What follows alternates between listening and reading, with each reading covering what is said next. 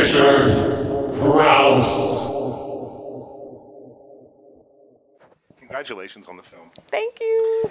Tell me about getting this part, because this is a big thing. Not only is it just a big Christmas Disney movie, but this is the first time that Disney has had an African-American princess in a film. So it is not just a simple Disney movie. This is a big-time kind of historical event.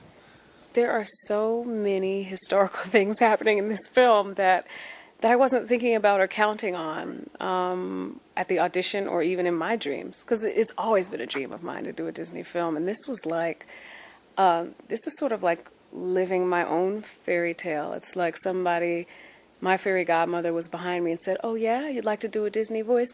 Bing, you're the princess. How about that voice?" You know, I would have been more than happy to, like, I don't know, play the water bottle. I'd have been happy with that. I would have worked it out. The honey jar, a good lemon. I could make a good sourpuss voice. You know, I would have been thrilled with that. But this is above and beyond what I dreamed. And there are so many firsts in this thing. I mean, it's the first in 20 years to go back to hand-drawn animation, and I'm so glad because I missed it. Which is not to take away from 3D. I think that what 3D does is amazing, and it should never be abolished, but we shouldn't lose that classic look either. Because what hand-drawn animation does for a fairy tale, I don't know, it's like the difference between washing your sheets in powdered detergent and then throwing them in the air to dry, or washing them in the powdered detergent and adding some fabric softener.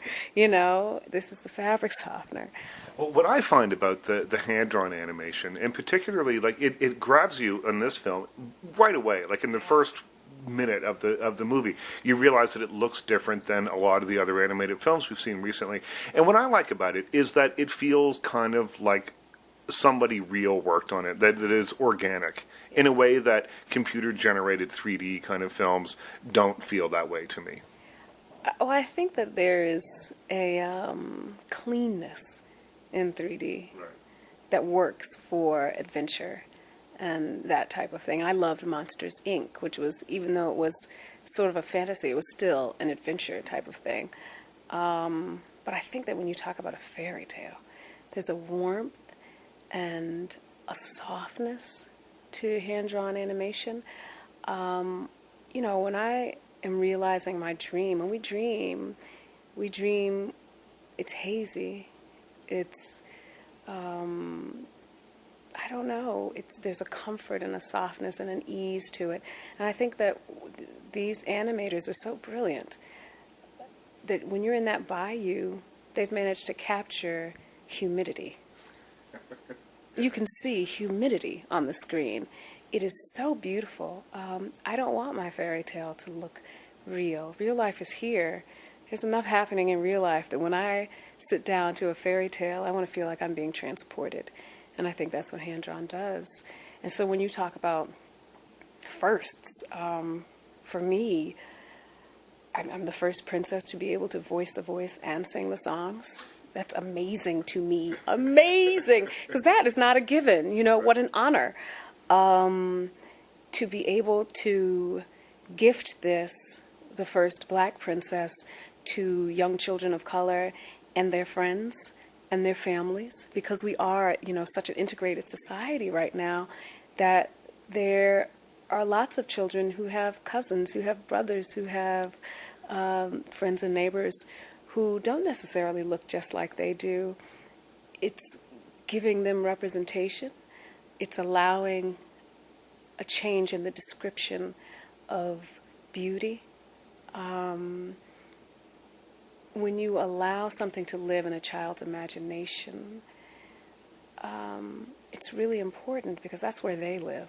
That's where art is made. That's where life is moved forward and extended.